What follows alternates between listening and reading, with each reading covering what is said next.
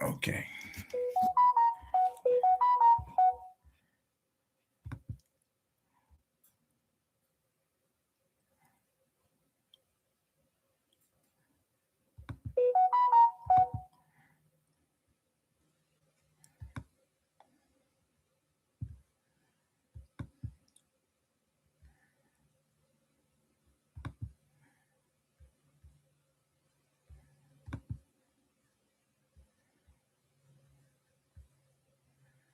So, Mrs. C, you're here.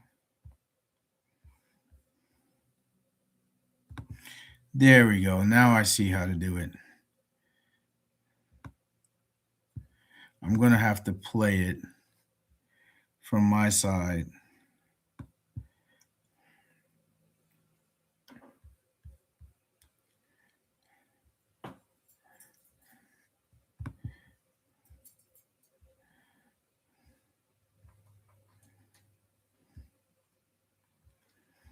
Hey, everybody, can you hear me?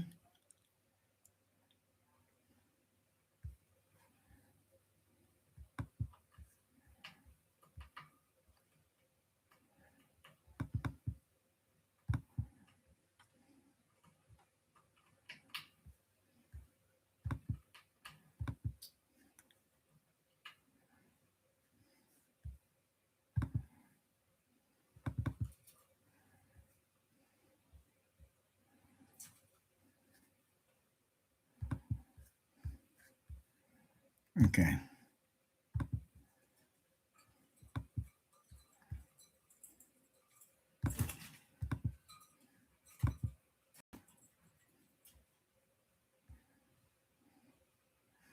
All right, now I just need Jonesy to get over here. I got to go find her.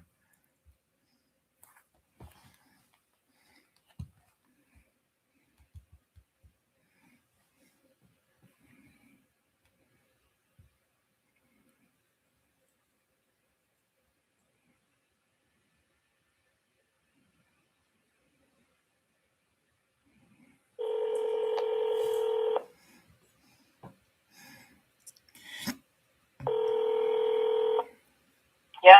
Are you in the live that I have started with everybody in it where I have the video up? That says Kia Jeffries. It's your live. No. Are you on StreamYard or YouTube? I'm on YouTube. Okay, let me go back.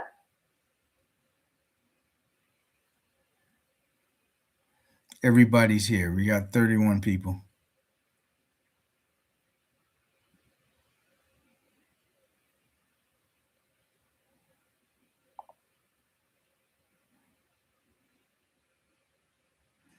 You might. I'm in here. Yeah, because I logged in right now to get everything up. But you should be able to click in too. I think. I'm trying to type. Tell me, do y'all see that? Yeah, I see that. Okay, so then I'm in. Okay, you don't want to turn your video cam or mic on? I will in a minute. I gotta figure out how. Okay. It I'm gonna start it then, all right? All right. All right.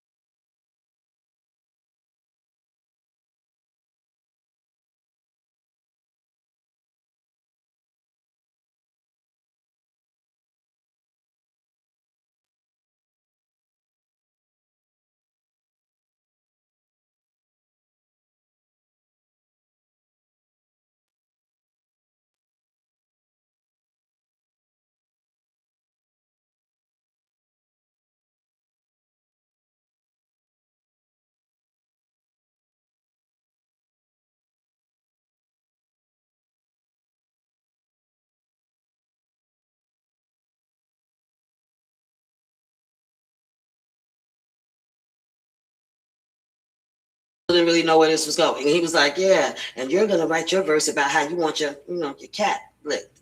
And I was like, oh. And this is before, this is, Really I think this was before he was like, Lupin. yeah, and right as she was just Yeah, I was going to say. just coming under Biggie, under the whole Junior Mafia. Yeah. She wasn't really. This is, Didn't really know where this was going. He was like, yeah, and right as she was just.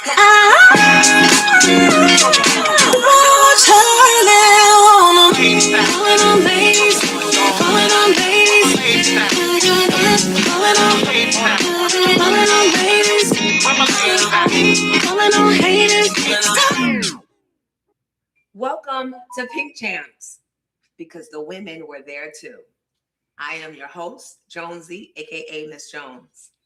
Behind every record, behind every anthem, behind every dance move, the women were there too. And my first guest today, I want you to sing the hook. It's me, Kia Jeffries, Miss Put It In Your Mouth. Kia Jeffries is here on Pink Champs with us today. My homegirl from Queens, Get the Money. And so, Yes. Kia, I have questions. I have answers. I have all the answers. I'm glad that you do. Okay. Because we're going to do some drinking like our brother podcast, Drink Champs. Let's go. We're going to get some drinking. I want to acknowledge our founding champagne partner, Le Cool Champagne. This is First Lady Rosé, so we'll be sipping on that all day. Can't wait. Yeah. And then afterwards, to sop up all the alcohol, we've got Make My Fish. Okay. Yes. Okay. 2 locations, one on 116th Street in Harlem and one on Central Park Avenue in Yonkers. Yeah. So thank you, Make My Fish. And there are more people supporting us that we'll get to later on, but I want to get into it. First of all, thank you for being here. Thank you for having me. I appreciate it. And, I started this before and then I put it on hold because I started doing the radio, this, that. And I said, I got to get back to it. And I changed it a little because I'm watching Nori and them do Drink Champs.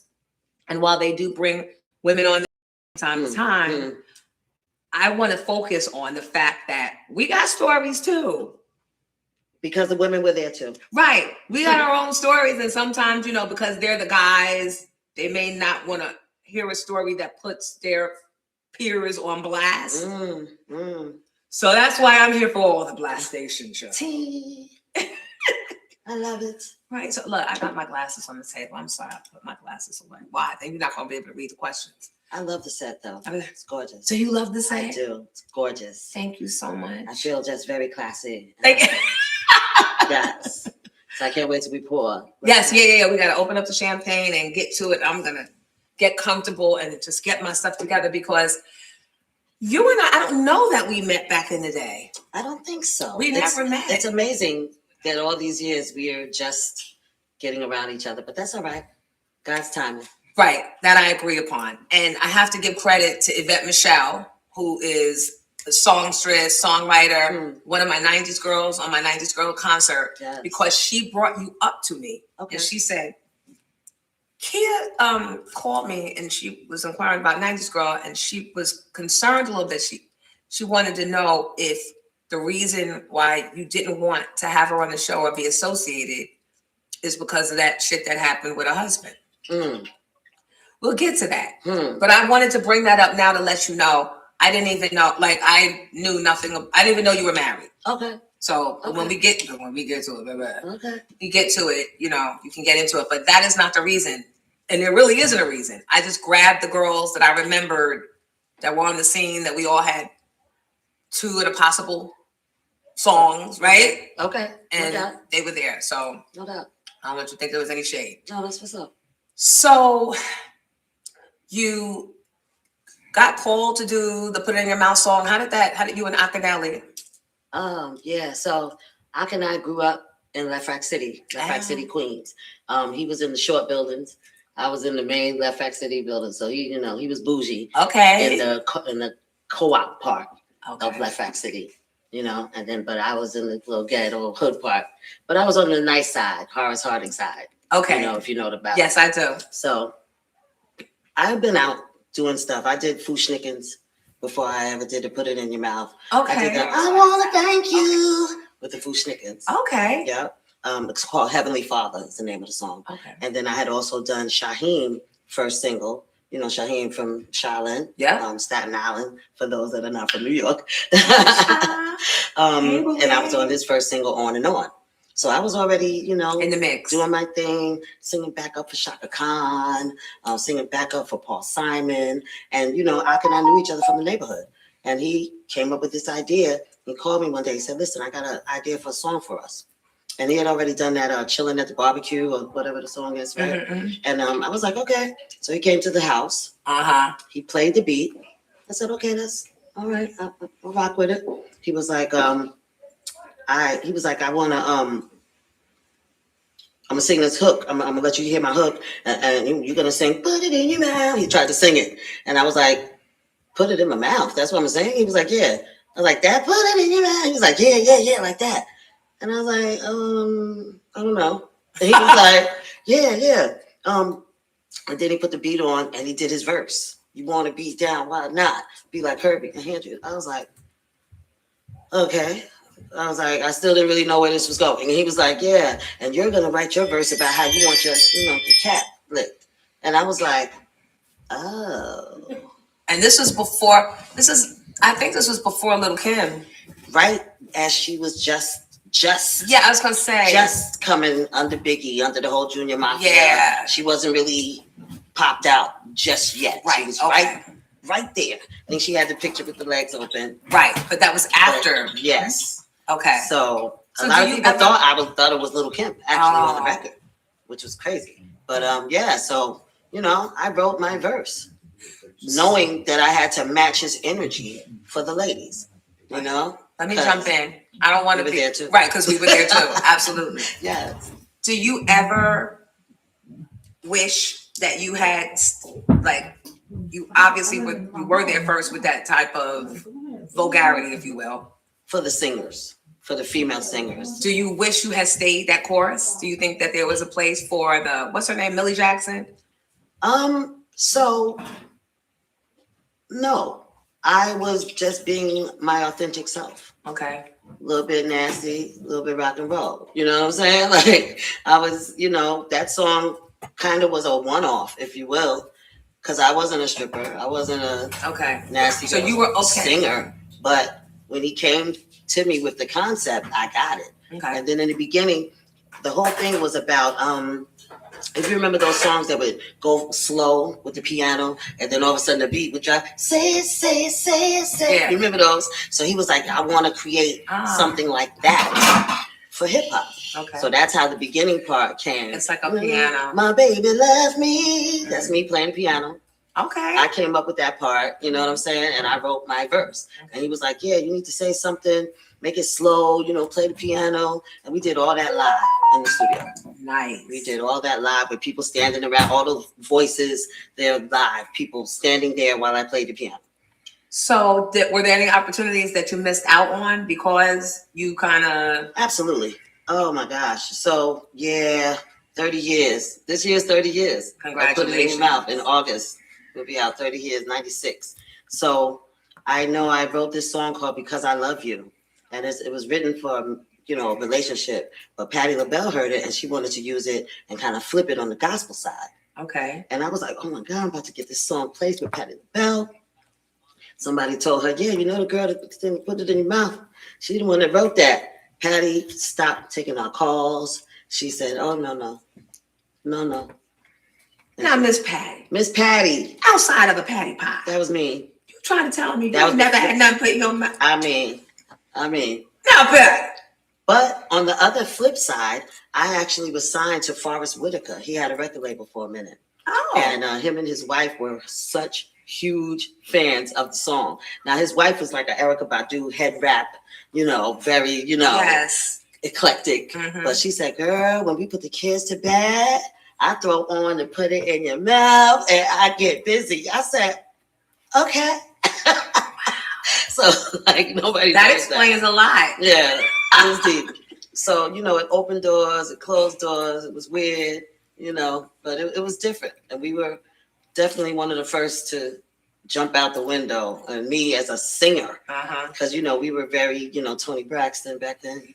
Right. You know, we were very very evening gown. love under new management. You know what I'm Come on, saying? Mickey Howard. Yes, which is who we loved. Right. And so nobody's singing was all raunchy like that. I was definitely probably one of the first ones, besides Millie Jackson, of course. Right, but that was years ago. Of course. Right? So And I did a whole thing about the ladies from the Prohibition era. Mhm. They were some raunchy ladies back in those days. They were singing about D and P and in your face stuff too, because they was lit. They was getting drunk and high that's back in interesting. those days. So if you looking at there ain't nothing I can't do. Those days. Okay. They were singing very raunchy lyrics back then in the 20s and 30s and 40s.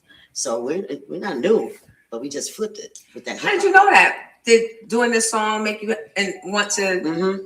I did my own podcast a few years ago, and I was like, wow, let me see. Because I said, I'm not the first, and I know Millie Jackson ain't the first. Right. So then you went So and I went and researched did it. some research. Let me tell you something. And then we about to bust open this Lake Cool First Lady Yes. champagne. Yes. I appreciate you for being daring. You know what I mean? Mhm. You know, Queens. Right. We'll try it. Right. But I appreciate you doing that because you took a chance. You know what I mean? Everybody's first chance, they're not trying to jump out the window, Yeah. especially when it hasn't been proven before. It's easy when someone's doing something and you come and you alter it, Yeah. and then you trusted And it was him. hard because I was an R&B singer. I was signed to a group. I was in a group and we were signed, Forecast. We were on RCA and the group didn't want to acknowledge the song. Oh wow! I remember one time, God rest his dead, Big Pun. We opened up for Big Pun. Big Pun was major. He was the headliner. Jay-Z was under him. And we were opening up for him at Hampton University. Okay. And he came backstage and was like, where's the girl you put it in your mouth? And I was like, hi, it's me. Like, girl, you did that. Yeah. He was like, this show is real raunchy. You know, Hampton University, young people. Hey, Courtney. We were the only R&B on the bill. Mhm. It was all hip hop, rugged, raw hip hop. And he said, listen, I don't want the audience to like get on y'all. He said, so I'm going to introduce you and I'm going to let the DJ play Put It in Your Mouth so they know that, you know, this girl, she's with Put It in Your Mouth and this is her R&B group and they be singing. And I was like, okay. And all the girls in groups was like, no. And I was like, oh, The girls didn't want Pun to do they that. did not want Pun to do that. Told him, no, thank you. And what happened? He didn't do it. And they ended up booing us. What? I got hit in the head with a quarter, had a big whelp on my head. I had to sing like this. You're gonna miss my loving. Yeah, it was a mess. It was a mess. And I ain't gonna name no names, but it was a mess. Wow. But yeah. Do you ever still talk to them? I do. Did that happen? Was that the first of you realizing that wasn't maybe the group for you? I mean, you know, I love the harmony. You know, we singers, we love the harmony. Right. And it was a 4-girl group, so it's always the 3-part plus the lead. So the group Forecast was amazing. Check out the album Any Weather. It was on RCA. And I don't know, you know the girl Sharissa. Yes. She was in the group. Is she the one that said no thank you? All 3 of them said no thank you. Wow. All 3. And Sharissa wound up coming out later on Mhm, but through also- Jimmy Henchman. Mm-hmm. So Shout out to Sharissa. that's interesting. Yeah. Did y'all ever come to blows? No. But that night, it could have.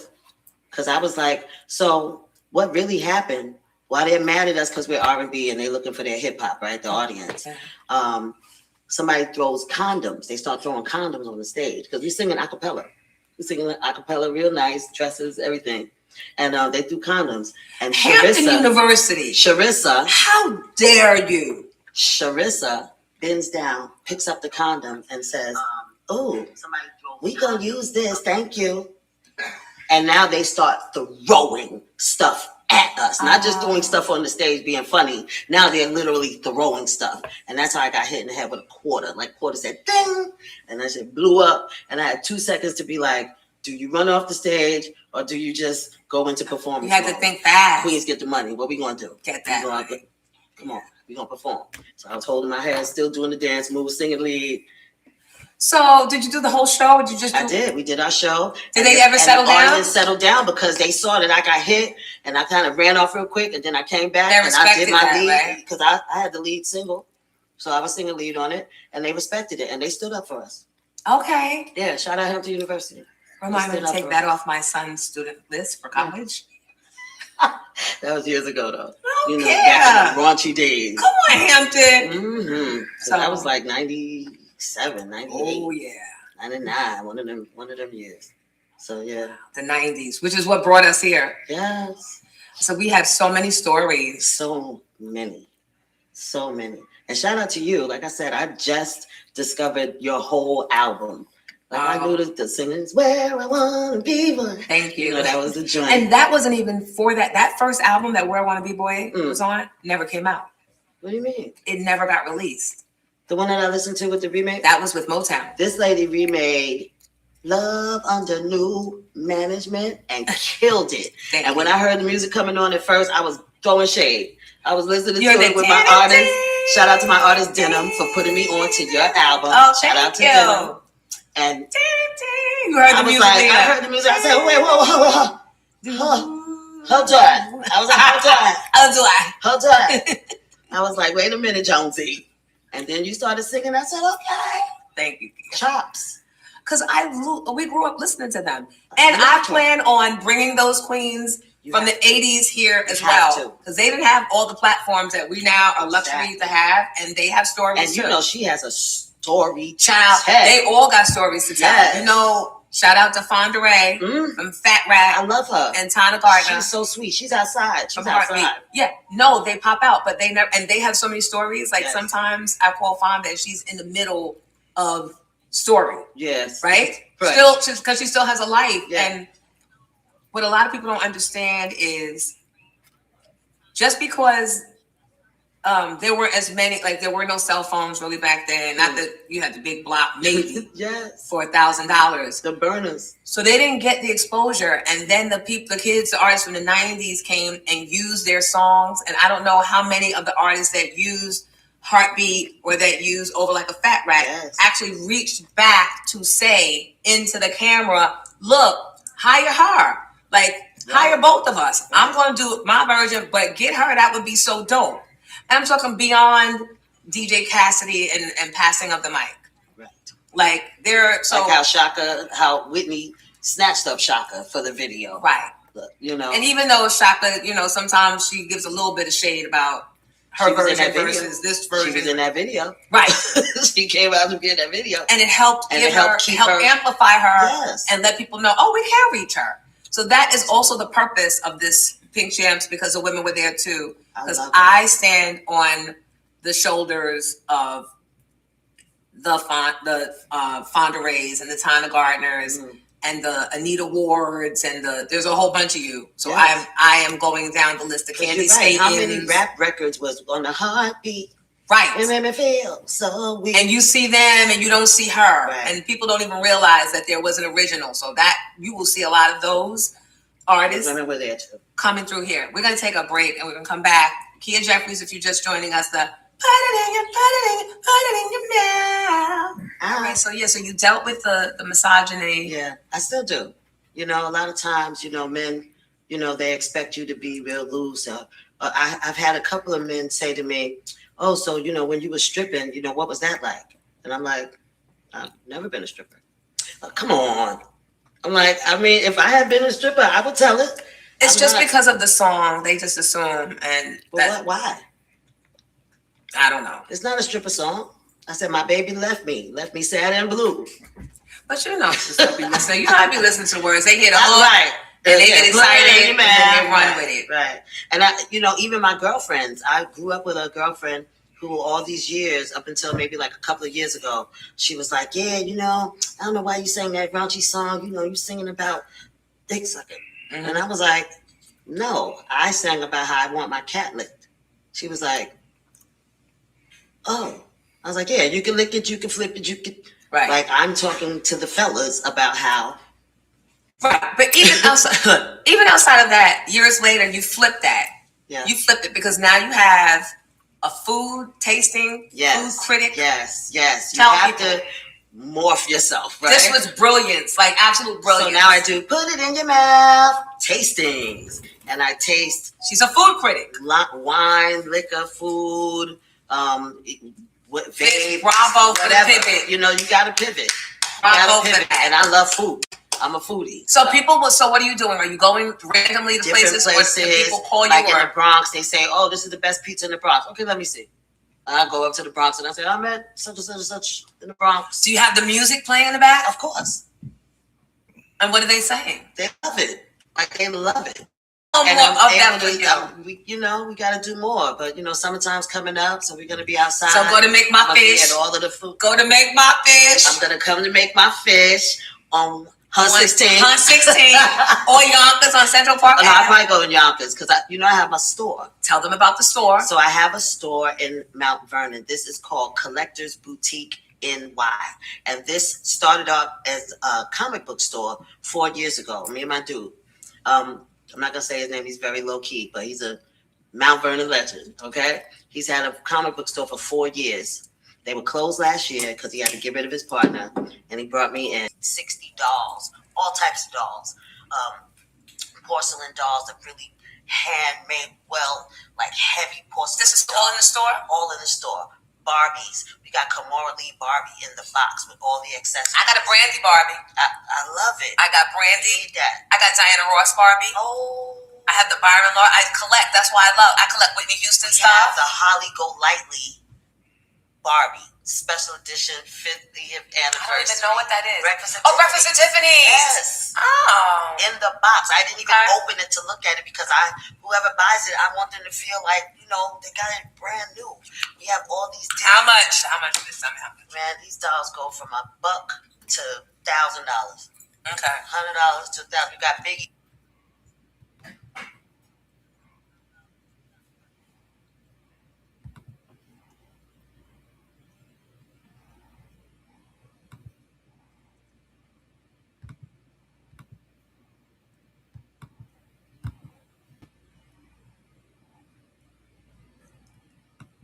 The guy asked me the other day, how much is the Biggie? I said, which one? The one in the t-shirt, 200.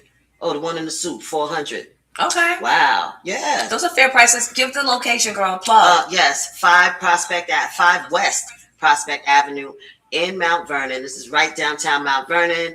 Dunkin' Donuts, Braden Shop, Collector's Boutique, New York. Nice. Right by the precinct, right by the mayor's office and all of that. Yeah. Nice. We outside. All the time, Yeah. apparently. And we're open. I do content in there. I do mic drops in there. Shout out to my artist Denim, who just moved here from Houston, Texas. Hey, I'm a manager now. I know. Which is crazy. She brought her artist to Skylark in Edison, New Jersey. I do 4th Fridays or 3rd Fridays there. Yeah. And she brought her artist there. Yeah, we had a good time. Check his album out, The Last L, Okay. which is on all streaming platforms. He's actually signed to Universal. Orlando Jones has his own imprint through Universal. Orlando Jones from One Band, One Sound.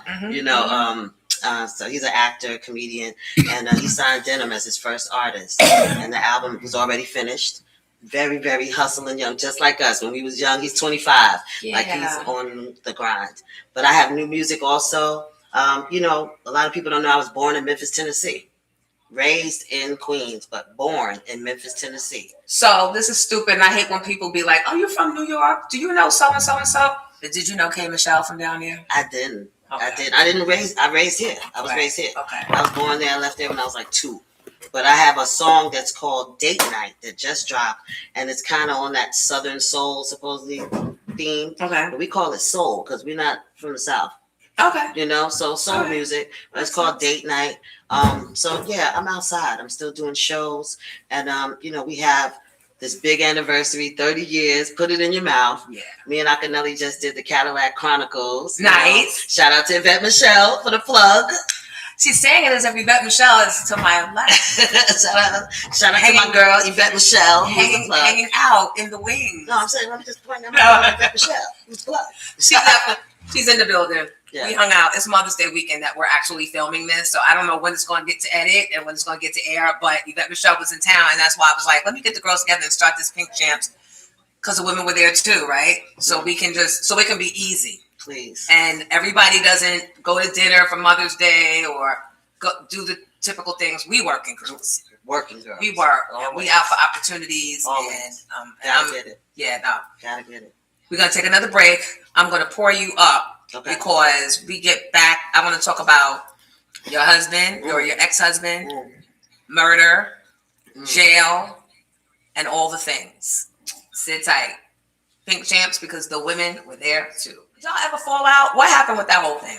I don't think we ever fell out. So I got pregnant.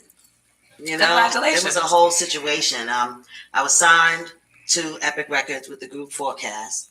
And, you know, I thought they were my sister. I'm an only child. Okay. So I'm always looking for my brothers and sisters, my Right. tribe. Okay. And, you know, I thought these girls were like my sisters. So when I decided and knew, like, I'm going to have this baby, Mhm. you know, I And took fuck the up the girls room. out. I took Just the fuck girls. up the No, room. I was really slim. I took the girls to the beach. I took them out to dinner, took them to the beach. And I said, listen, I'm having a baby. I said, but I'm only telling you, we're going to get through this. We're going to get the video done. We're going to be fine. Everything's going to be good. And the next thing I knew, Sharissa went and told the label behind all of our backs that I was pregnant instead of letting it rock out. And we would have had a nice, all of us slim in the video if she hadn't done that. And I mean, you know, I guess maybe she thought, because she and I were kind of both the lead singer of the group. We Okay. had the most leads on the album, me and her. So I believe maybe she thought, oh, if I tell, then they'll pick a different single that maybe she's leading instead of the Miss Did you Lane. ever ask her? That's a whole nother conversation. All right. Well, That's a whole other conversation. I kind of knew about this story. Did you? Talk about it. I don't have to. I invited Sharissa, T. and she's outside. Oh. I'm gonna, if that's okay with you. That was what that phone call was. She's outside. Lies. No, seriously. Lies. You. I'm gonna get her. Okay. Psych. The secretary. I should do that though. I should do that on That would be Pink Champs. funny. No, somebody's gonna fuck No, me that up would be if I funny. do that. No, they won't. The wrong person. Would you have talked? Of course. So now I'm bringing Me and you Sharissa back, and I'm actually bringing. cool. Man, Yeah. we're cool now. So what did it take to? So after She she did that, apologized. how did you find Years out? later. And I find out because the label called me immediately. And what did they Because say? they was rocking with me. I got a nice deal. I got a nice publishing deal when RCA signed me. I got a nice BMG publishing deal on the side. How much you got? 100 grand. Nice. Yeah, Okay. 100 grand because I had to put it in your mouth. I had a few other joints that I wrote on. So yeah, I was working. I was working creative. So And they so called she you, went- and they were disappointed They that were so upset. because you were pregnant, or because did they think that the money was going, the momentum was going to stop, or that you told someone You else know, back before then, them so they could pregnant get in front of is it? not what they want the ladies to be. That's what it is. You know, even though at the time I was very slim. I'm little. I'm only 5'2", so it was gonna be a while before I would start. So what was showing. their argument? What did they They say? were mad that she told. They were mad that Because I if was she's pregnant. telling them, did they think if she's telling us, is she running out and telling tabloids and It stuff? wasn't even about that. It was because we weren't out yet, so nobody really knew us yet. We were just about to drop, and they felt away, and they sat us down for about 6 months. And Just enough time for me to now be a big chick, and that's why the video was me big and pregnant, and they still chose the same single. so Just why are say, we so? just say, Why are we like that? You won still. just, I mean, And just then say. she eventually wound up leaving and going and doing songs with She Jimmy did. Henchman, right? She did, but But how could you sing with her again after that, knowing that she had violated you? And I only ask that because yes, many people don't realize that when you are an artist, that is your most intimate, like sometimes you come up with ideas and your idea sharing with your group members, right? Mhm. So some are whack, some ideas are from real places that you don't really want to tell the rest of the room. My husband was mad. He was like, "Don't tell them bitches." That's exactly what he said. Keep it to yourself. Just let it go. And by the time they already shoot the video, the record will be out. And by the time you showing, it'll be too late or whatever. And why you ain't listen? Because I am dishonesty. I'm terrible. I don't know. I thought that, again, I'm the only child. I'm like, these are my sisters. I don't want, at least I'm going to tell them so they know. Did you tell them not to say anything? Yes, we all agreed. Even Sharissa. We're not going to say anything. We're going to keep it going. When you guys sat down, or however y'all got to the conversation of why did you tell? What was her response? I thought that they was going to pick a song, one of my songs. So she was honest. All right, let's toast to honesty. I can't be mad. You can't be mad at the bitch that's telling She's you a what it Leo. was. She a Leo. I'm not going to start. You can't get me Zodiac bashing because I got a bash for every single sign. It's no bash. I'm just saying, Leos do what they do, and they're unapologetic a lot of times with like, hey, I did that. And, you know, so. And now I want a divorce. See, my ex-husband was a Leo. Ooh. Yeah, so anyway, no, it's fine. It was the wrong move for me. I should have said nothing to anyone. But it's okay. But at the same time, it broke boundaries because that was like the first video where a brand new act was coming out with pregnancy. I don't even remember the video. It was the Miss My Lovin' featuring Mike Geronimo. I love it. Hey, Mike. Hey. And I was big and pregnant. I was like 7.5 months pregnant. Was it on Video Music Box? Everywhere. Yes. Was that the lead question when you would see people? People was like, were you really pregnant? Yes. And my real mom was in the video in the hospital scene at the end with the fake baby, you know, with me holding the fake baby at the now end. Now you're going to make me go and pull this video. No, you got to watch it. It's good. It's good. So Tidal owns it somehow. I don't know. We don't get us started with that. But yeah, I don't know. It's not. We'll figure it out because this is. Yeah, Miss My Lovin'. So it was iconic because Lauryn Hill, when she saw the video, she got the same stylist for her song. But guys, you know you better. Yeah. Watch out! Remember, she was pregnant in that video. Okay. I don't know if people really realize she was big and pregnant. And the same stylist that styled me, she loved her. She was like, I love how she still was so classy and cute or whatever. All right, Lauryn. And she styled Lauryn behind that. And Lauryn wasn't afraid to be big and pregnant in her video. So shout out because women were there too, and we changed a lot, and we got things different. This is what I love. These stories, because who knew, you know? And Lauryn's loud and proud and stands in her truth and her story, and all the time. And she looked beautiful in that video. How much shit did you get though? Did you have to give back the publishing deal money? No. They just sat us down for a long time. We thought they were going to drop us. And then when you came back, were people still caring, or had the moment? Did you miss the moment? I think we missed something, but at the same time, we gained something. Like you give and you get. Like you gotta take the good with the bad. I mean, kids are a blessing. Kids are a blessing. I was gonna have my baby either way. Yeah. I probably just shouldn't have said anything. But at the same time, like I said, it broke boundaries. It made it okay for women to be pregnant, being seen pregnant in all of their glow that we have when we are big and pregnant. Because prior to that, you didn't see the chicks. Chicks would go in hiding while they were pregnant, then come back with their skinny body and they're like, yeah, I just had a baby, you know? But, you know, even Beyonce was okay to be out there pregnant, you know what I mean? And nobody thought anything of it because me and Lauryn and a few other chicks put that out there. So, you know, there's nothing wrong with that. So, there's nothing wrong to you. It's just the stupid guys always at the labels and always the ones, the gatekeepers calling the shots. It's just dumb.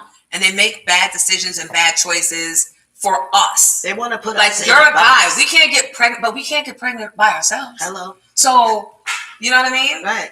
But a man can be doing his premiere video and say, "Yeah, I got 2 chicks pregnant at the same time.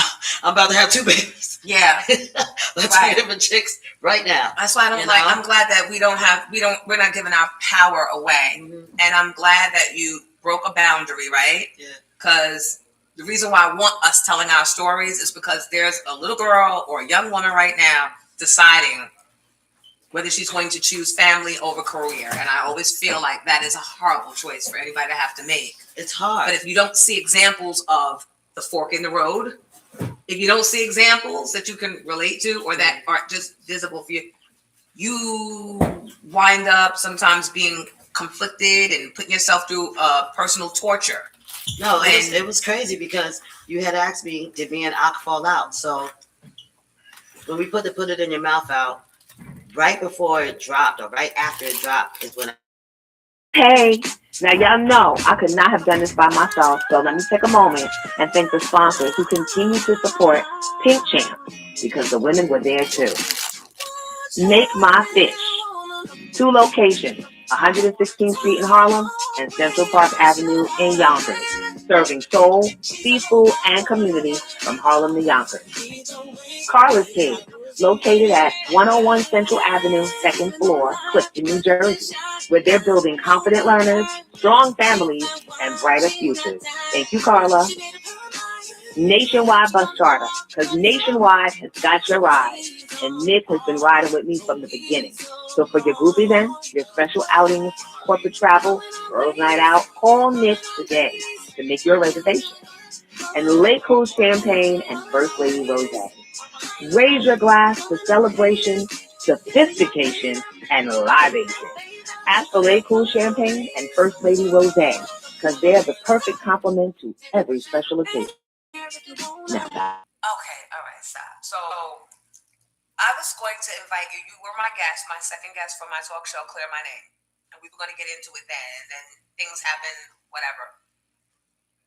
The research that my production girl did when she asked the questions, you met him at a comedy?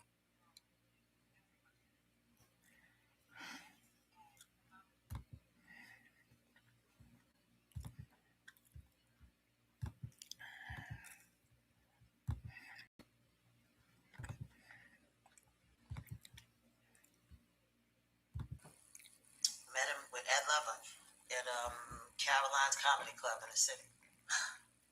Jesus. Well, I've got a story for you, but not about Ed Lover, but about meeting guys at Caroline's. I'm glad it's closed now. But so what? You met him and I met him, and him and Talent the comedian were both trying to holler at me that same night. Night. And I was like, and I went with the Champ because I don't really drink.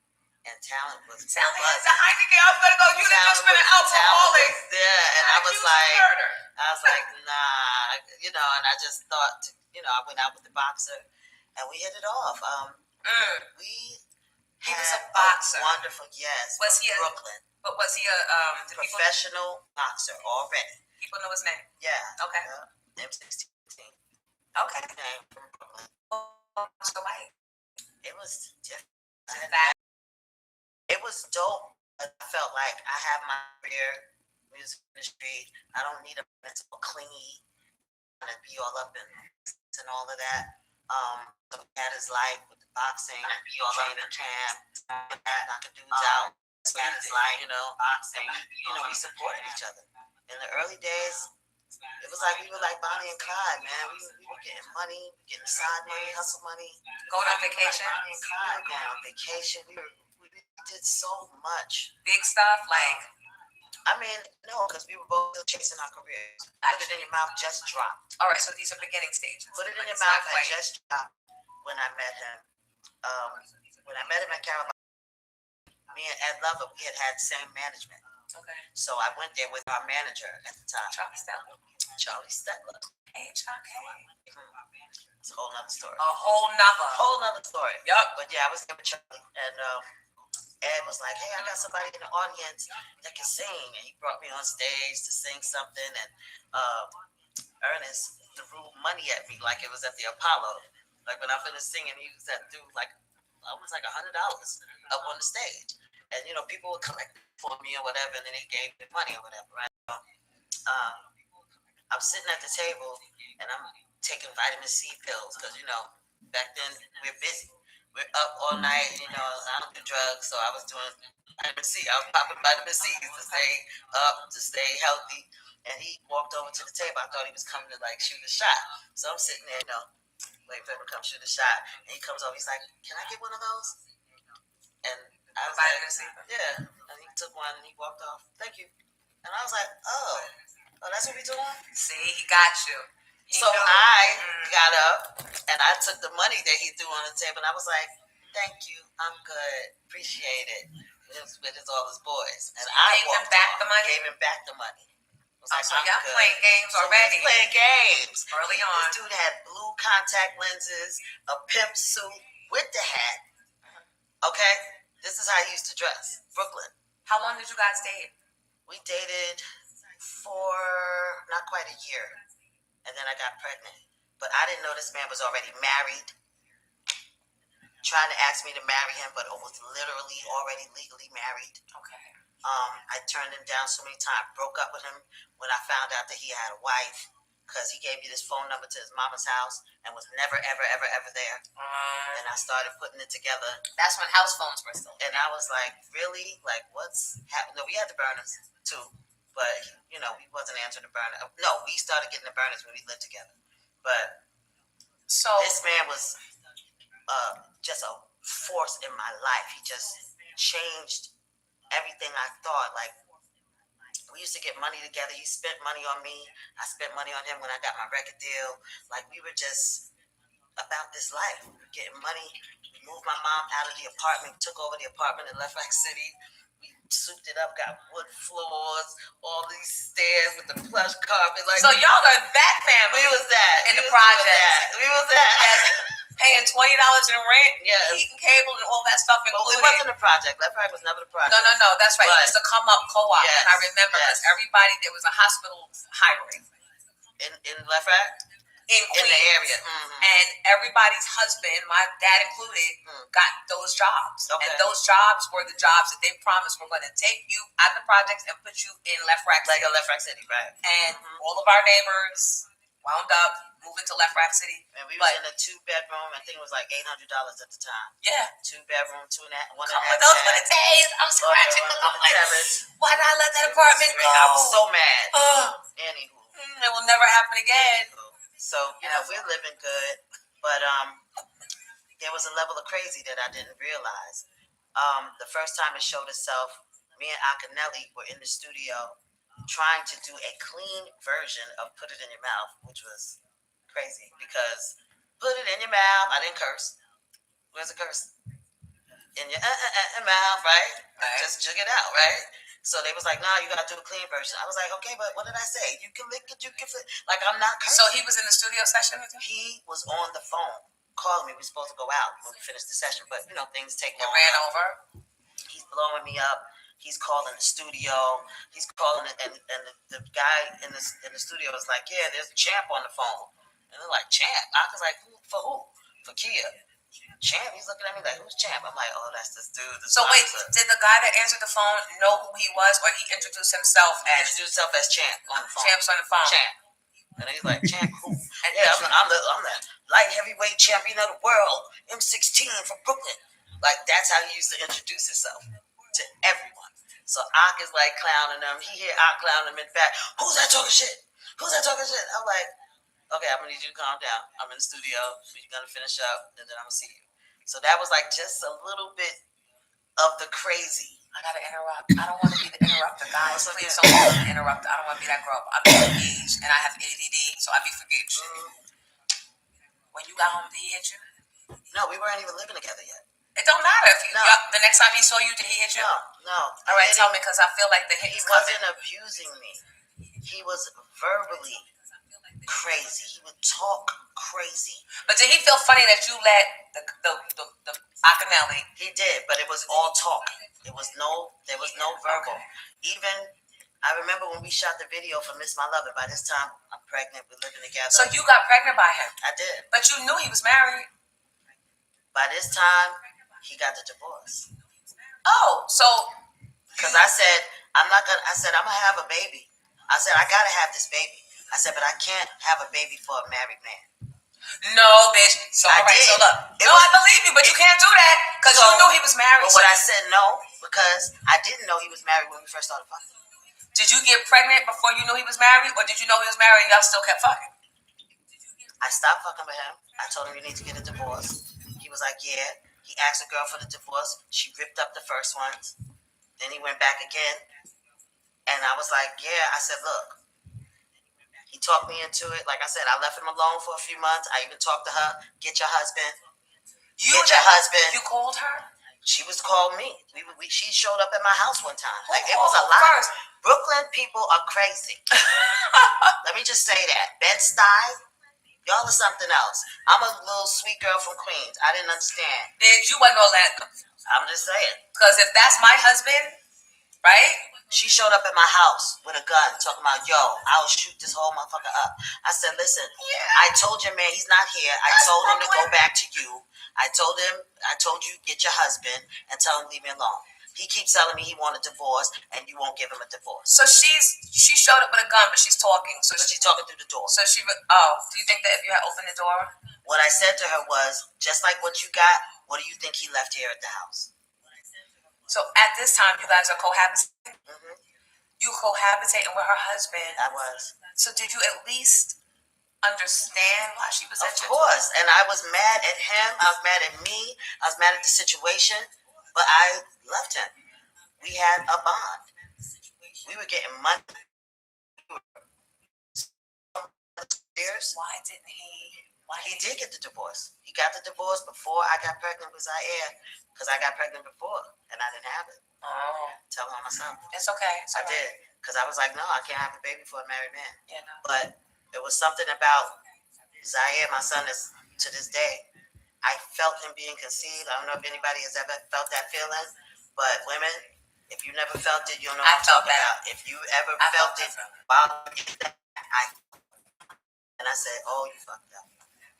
And he was like, what you mean? I was like, I'm pregnant. He was like, you can't tell. I was like, I felt something. I've never felt that before. I'm pregnant. I know it. And I was. And I dreamed about this little light-skinned baby. And he was black, like the floor. Dark chocolate, man. Chocolate black. Did the baby come But out the light baby, skin? yes. Because he pulled it from my daddy. My daddy, light-skinned. So that was your dream. That was my dream baby. So I knew that I had to have that baby. So I played chess. And I said, look. I said, you don't have to marry me. I said, but you need to divorce her because I can't be a baby mother of some married man. You say you don't want to be with her, so get the divorce. Years later, after he died, I found out that she knew about everything. He told her everything. So he was Told her, I meant to put it in your mouth, girl. I'm about to get her for her money and all this stuff. So he's telling both of us. He's telling her. I don't know if I believe her. It's easy for her to say that because of dead man. It wasn't just coming from her. I found out this is really what was going on. There were times that I had hotel rooms with the group.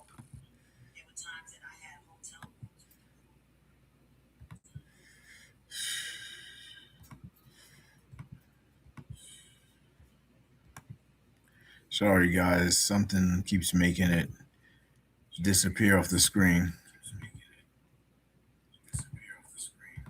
Here we go.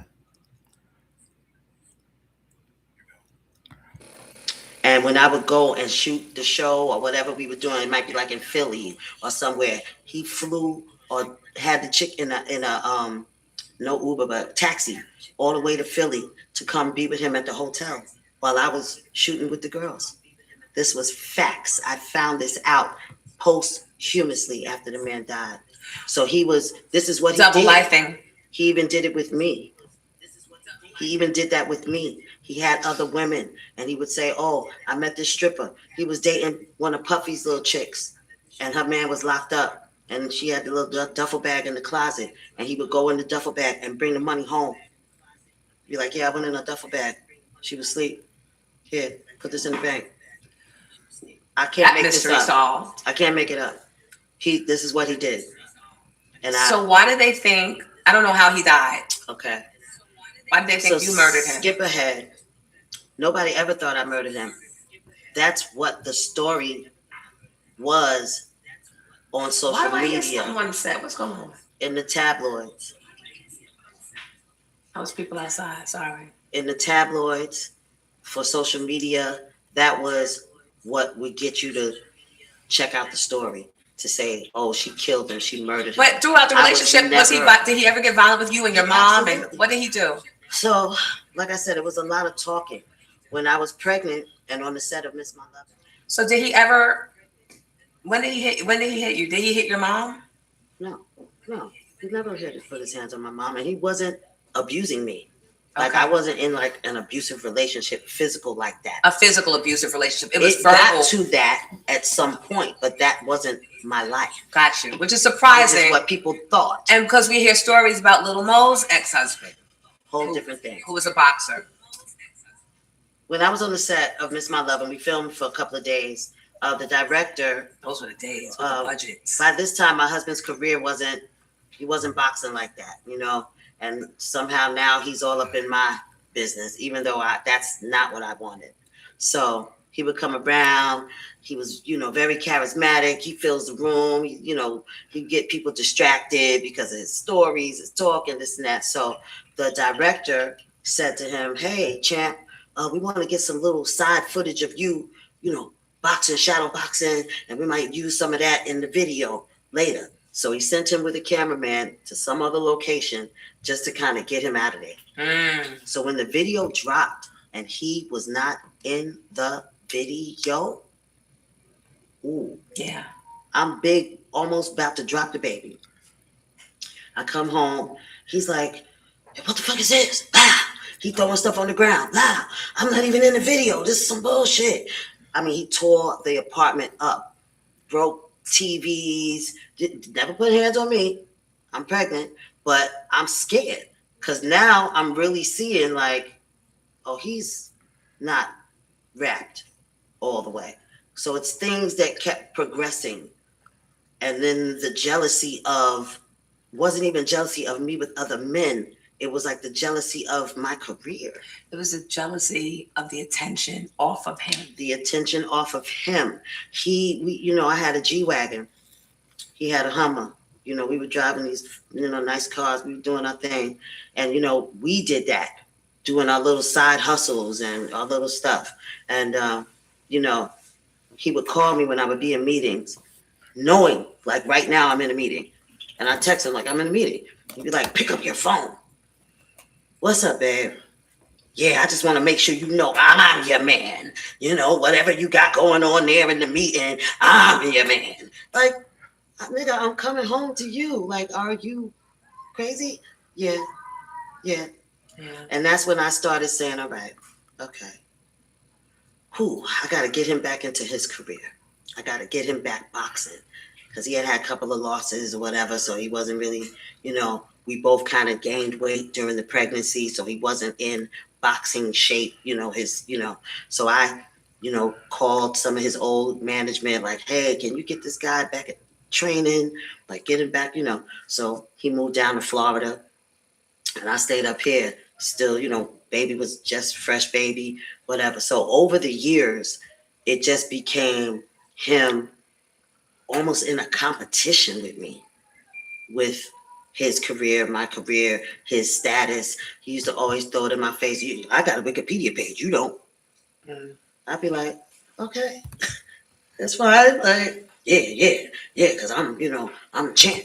I know, like, so it was very crazy. Was So that it was me was a CTE, you think? Huh? Now that we have more information, right? Do you think, and I'm not excusing his bad behavior, but do you think it was CTE? Because sometimes the boxers get hit in the head.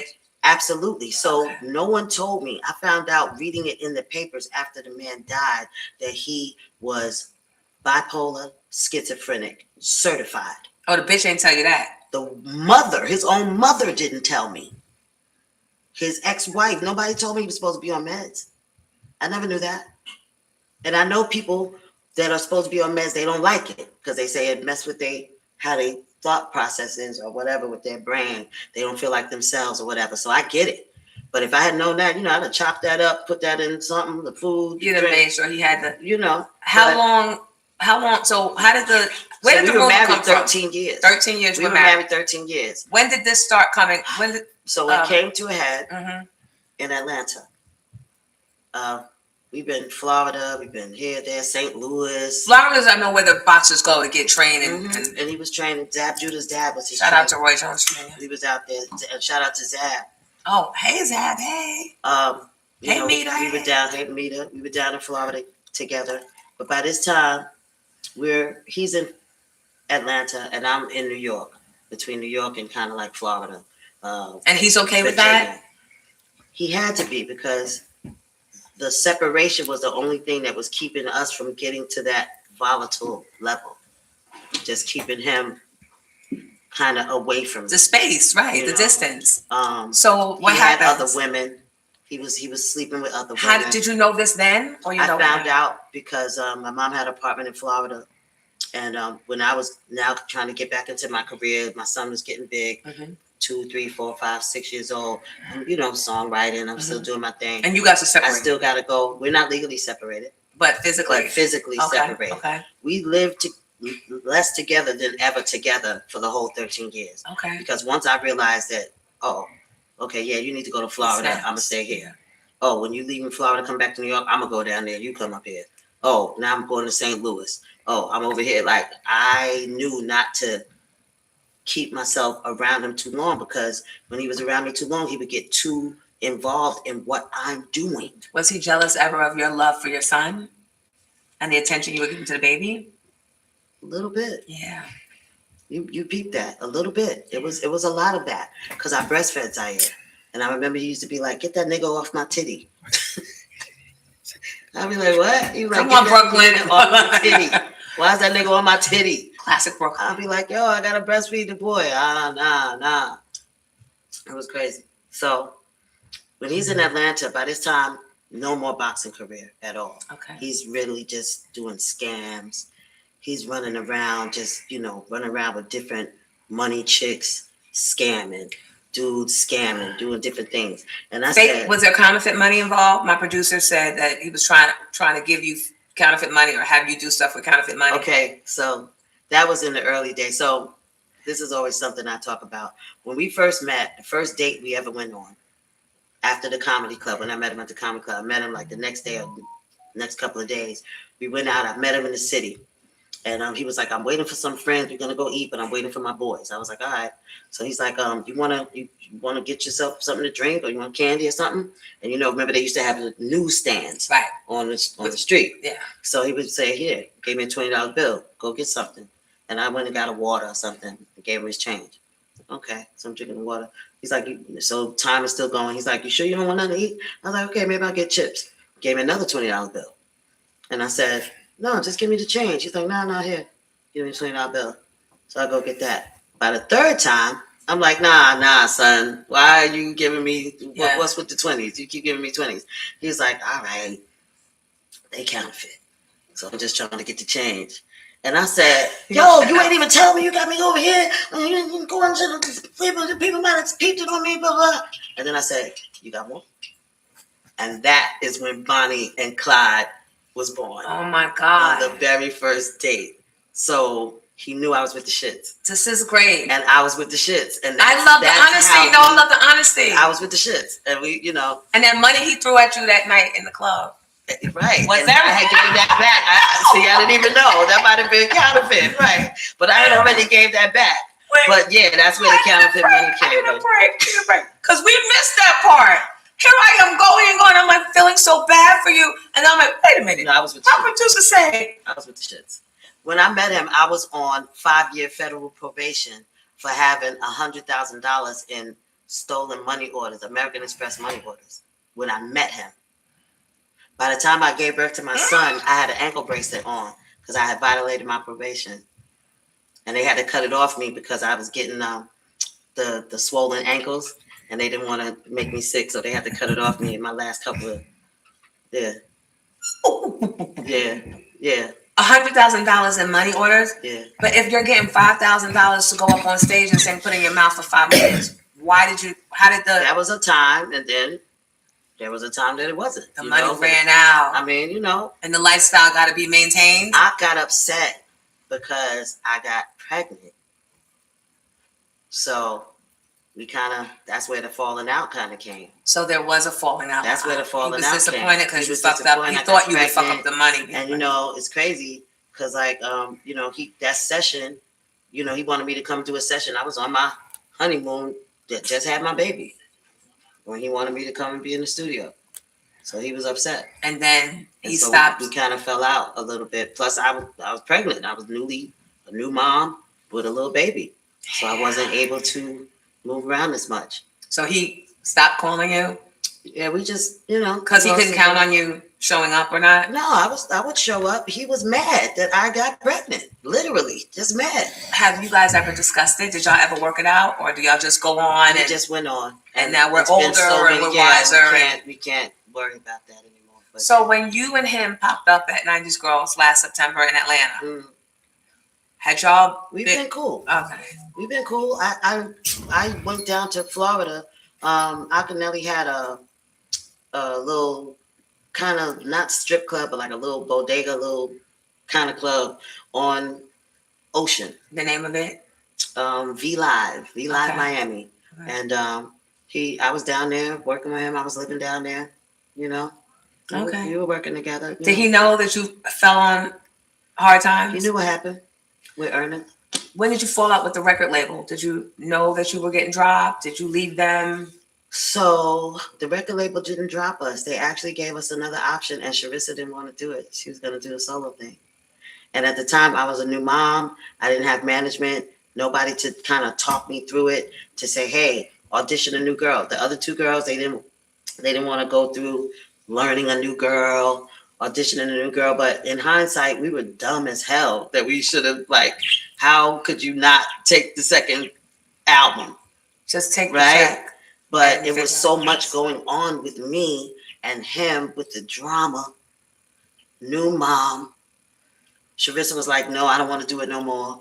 And, you know, the other two girls, I didn't have it in me to fight at that moment. Is it because you were already fighting in your relationship? We had a lot of drama. It was a lot. So how does he die? In Atlanta, this man, like I said, he was doing a lot. And I had completely just broke off from him just because I didn't want to go to jail. I didn't want to keep doing the shady stuff that we were doing to get money. So I was like, you know, I can't be around you with this. So we did get legally separated at one point. And he was just around doing him, just being crazy all over the United States and not boxing, right? So I'm in Atlanta and just trying to get my life back together as far as get back into the industry or whatever. It was Stevie J that told me, and Rodney Jerkins, that was both like, you know, you should come down to Atlanta. So, you know, Atlanta's popping. A lot of New Yorkers was moving down there doing their thing. And I said, okay, I'll try it. So I went down and he followed me down. I was down there for about 1.5 years before he passed. He came with the jealousy, you know, how dare I go on with my life like that without him, all type of crazy When he came stuff. to visit you, sorry to interrupt. He would come When he came to pop up visit you, on me. but was your furnishings like? Did you have a dope space? And When I first moved down, I was in Dunwoody, and he actually wasn't down there, but he helped me even get that apartment, that first apartment. I was still driving my G-Wagon, but so he felt that he. when I got there and I wasn't trying to mess with him no more, that was when it was like, oh, how dare you just think Bitch, I helped you get this, right? So like I'll go down to the park, and you know, you live in a place where they have a parking deck, and so you have to walk from the parking deck to your apartment. This is Atlanta. I go walk to my car, and somebody then put egg in my gas tank, pulled off the doors of the gas tank, flattened every tire, pulled off the side mirrors, like just went in a rage on my G-Wagon. And I'm like, wow, he's bugging.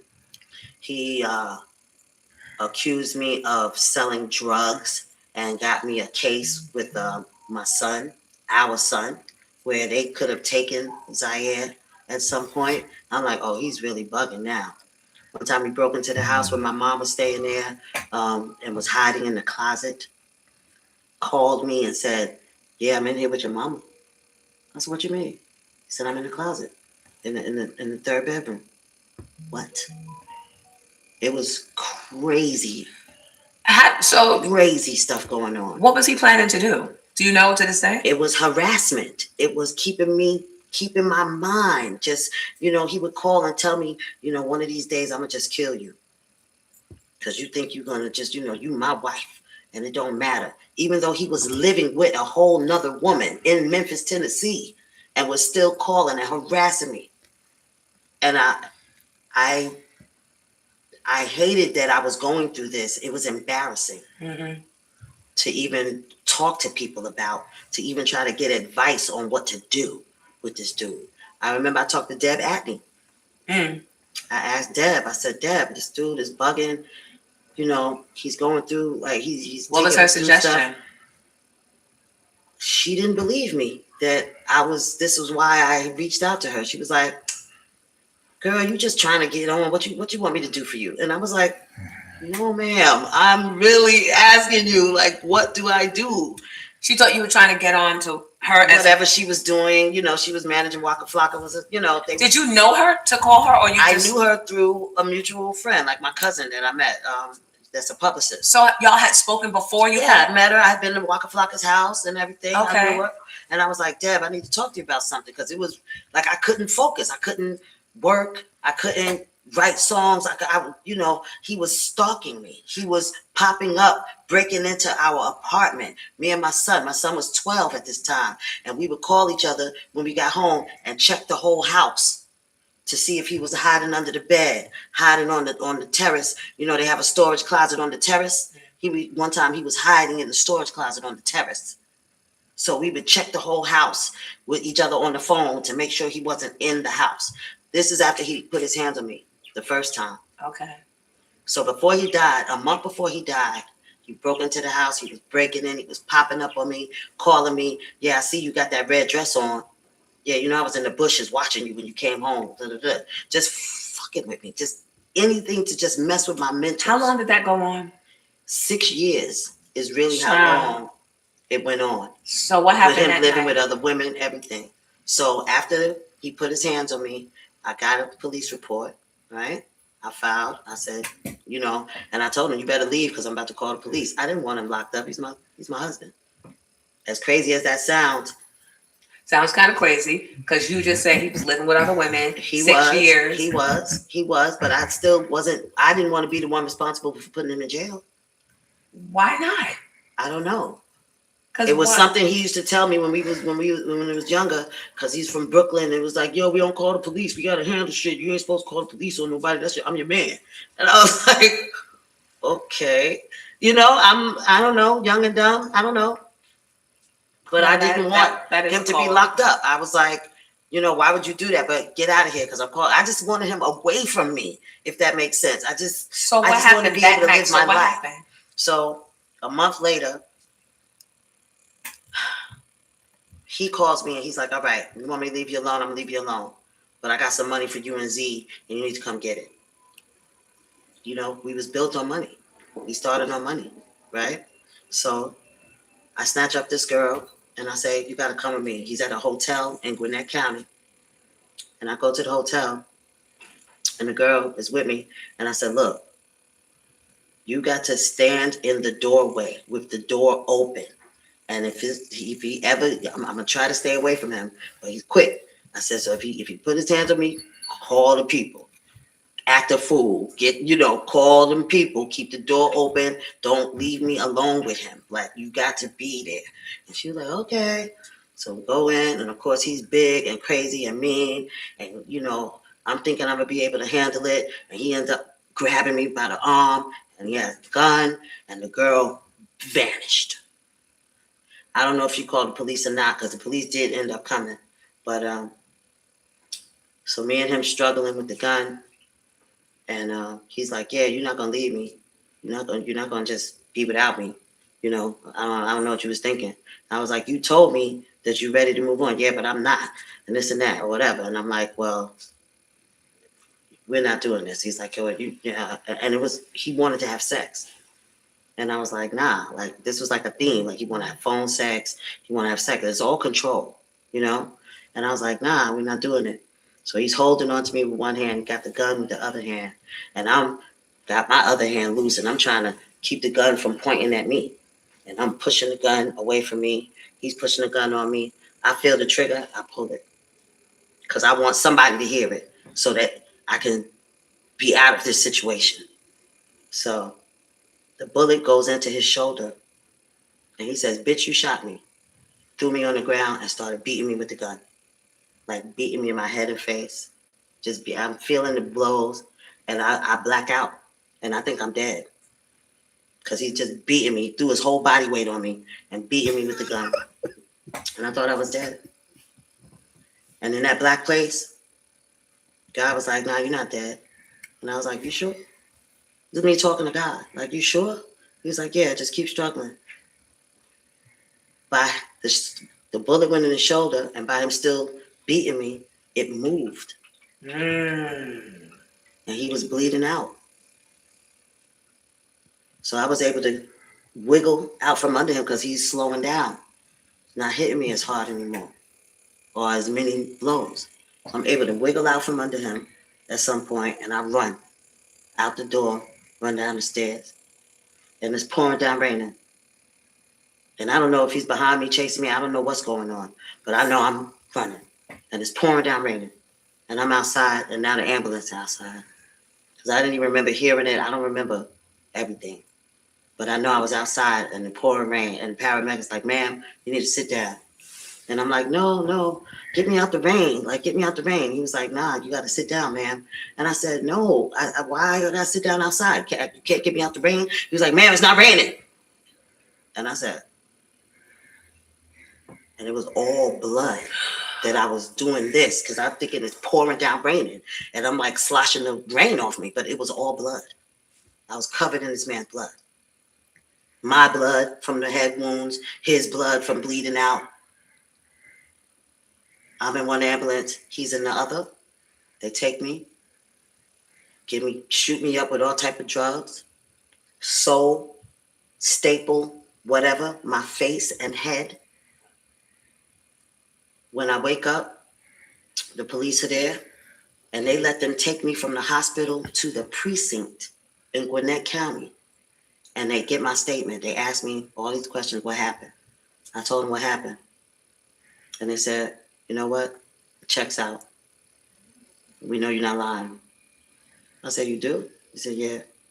And remember, I had a paper trail. Every time he put hands on me, I filed a police report. When he would break in and pop up on us stalking, I would file a police report. When he would say stuff, "I'm going to kill you" and stuff like that, I showed that to the police, So they said, "Yeah." And they looked at each other. They said, "He died." I said, "What?" They were like, "Yeah." I said, "What you mean?" It's like, "Yeah, he bled out in the ambulance." I was like, "Wow." And they said, "Yeah, but we know what you're saying is true because of something he said before he died."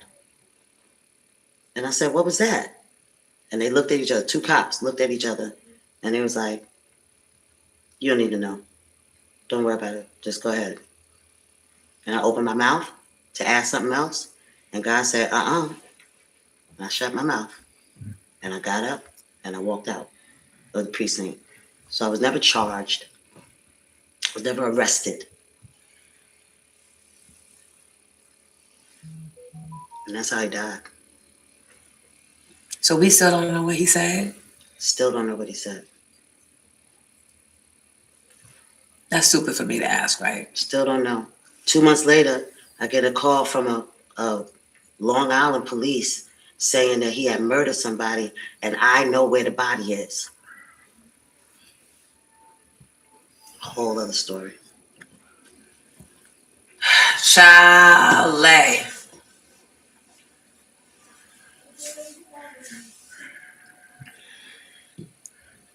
And that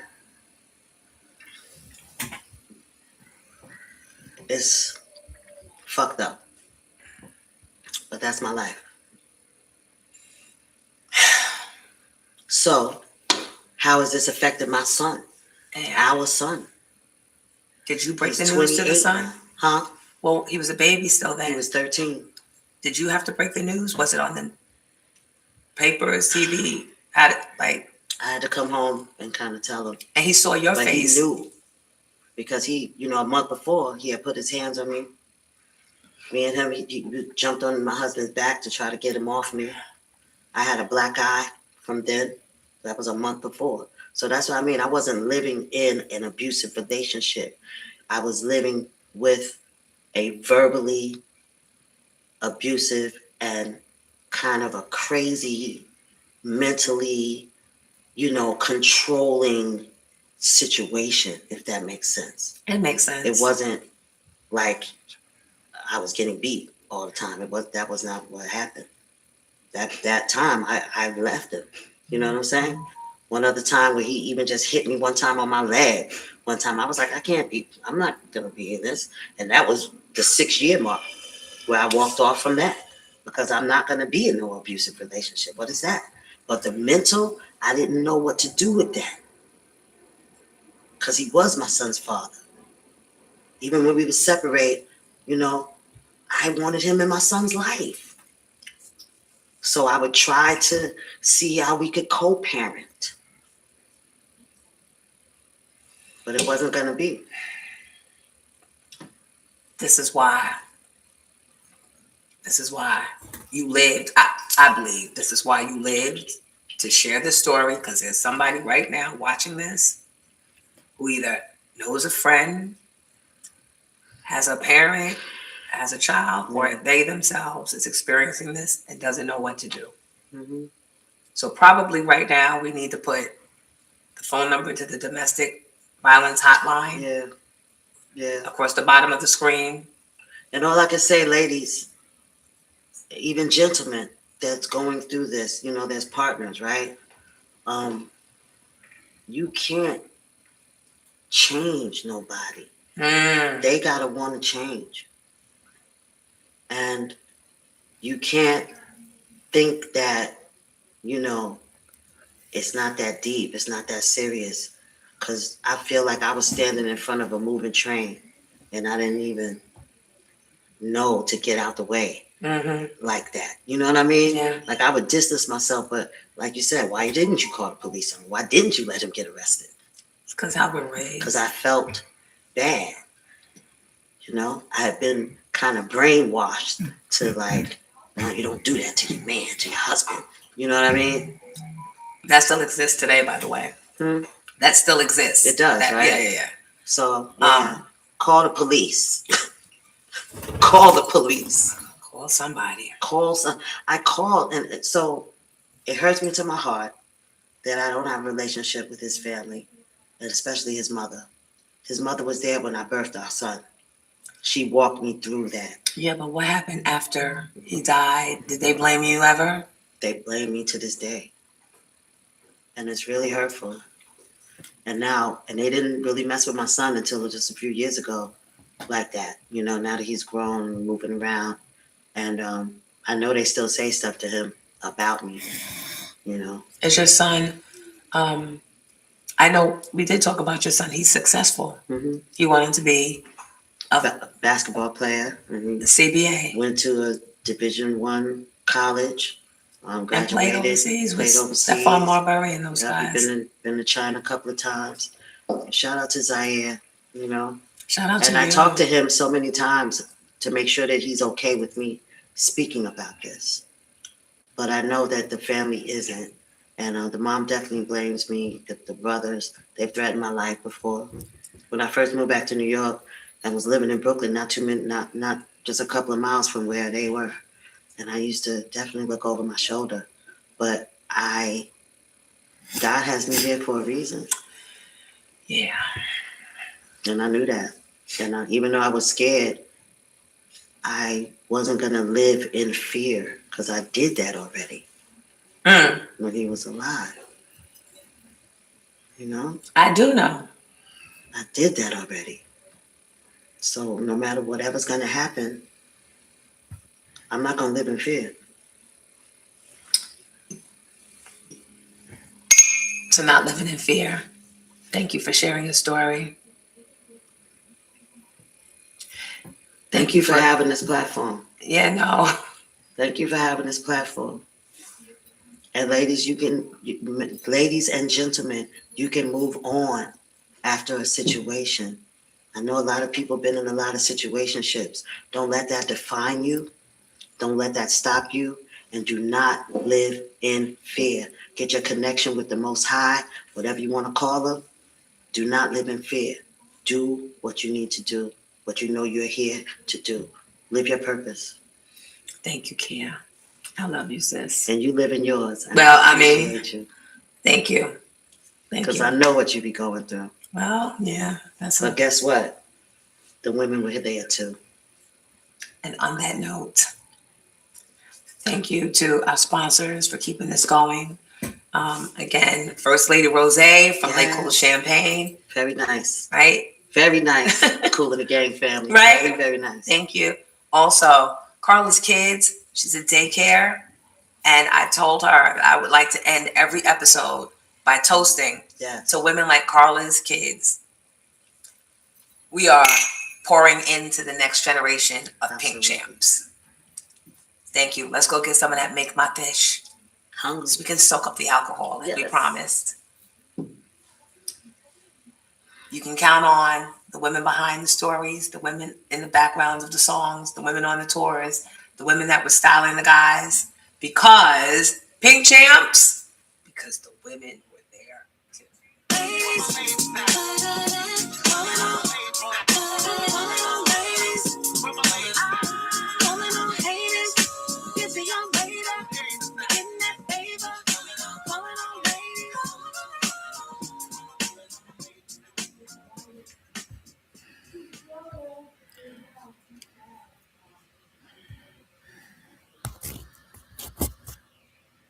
Hope you guys enjoyed that. Josie, have you figured out how to bring yourself up yet?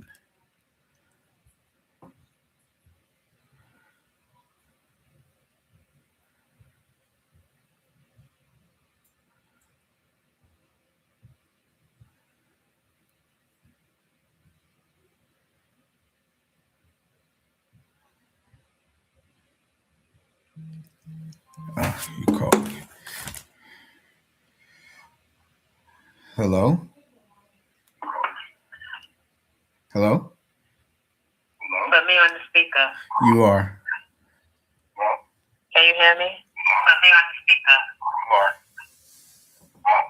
Can you hear me? You gotta mute yourself, your computer or whatever you're listening.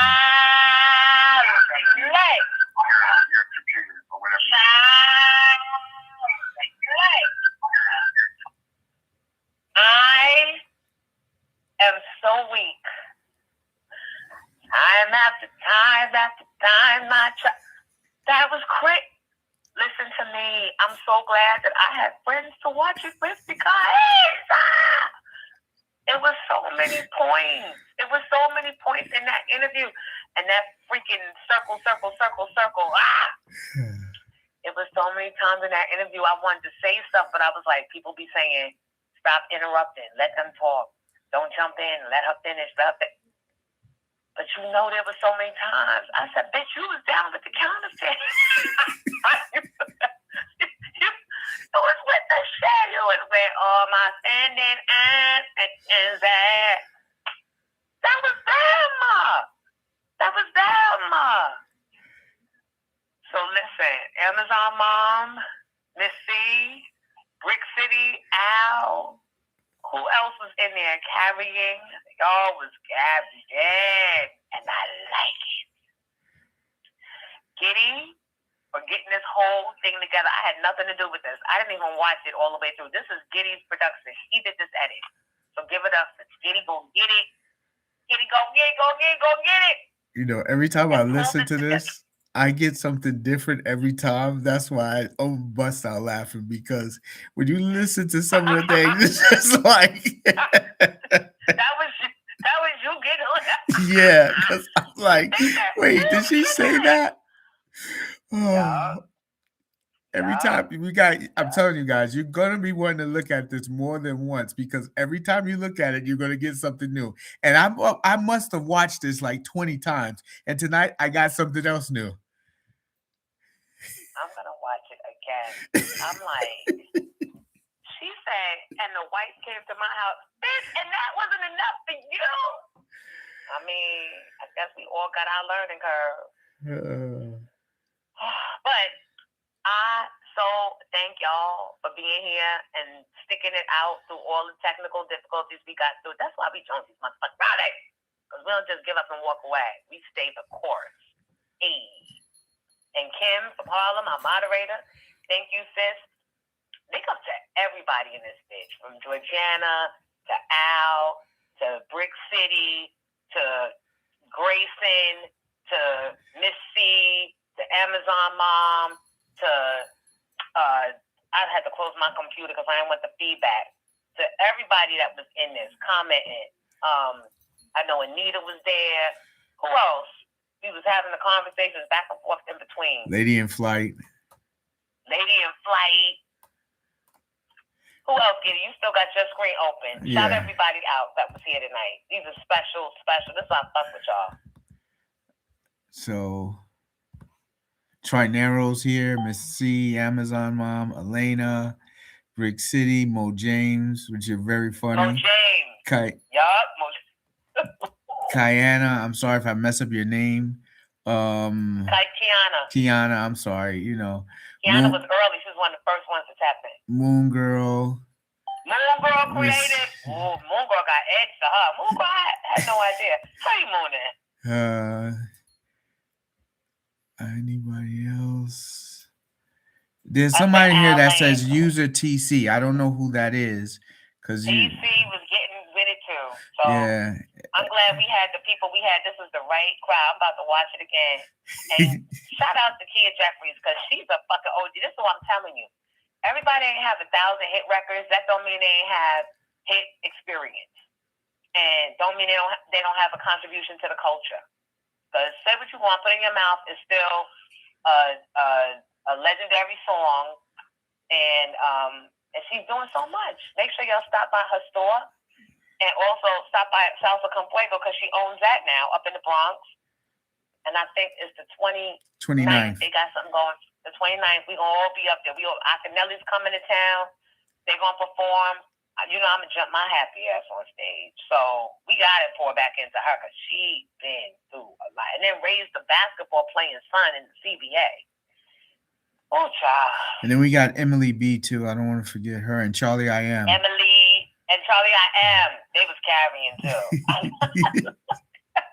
Tell you, the more you look at this, the more points you get. You're like, what? Did she say that? Yeah. At one point, I just had to shut up and just sit there. Wait, but I said, we still don't know what the cops said.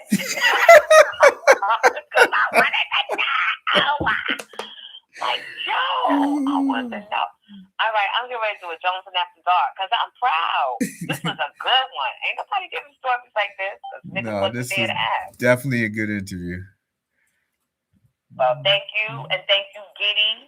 Hands down, you are the man. You put this thing together, and you tried to get the other thing going, and even though that wasn't your fault, you quickly got us together here. So thank you. Giddy gonna get it.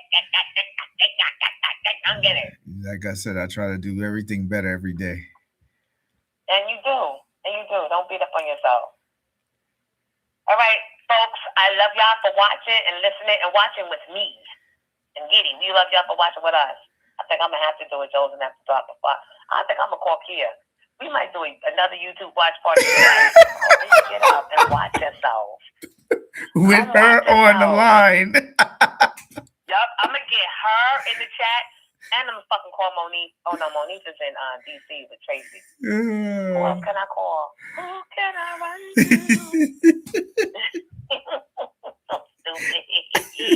Grayson is a mess. Grayson was like, yup.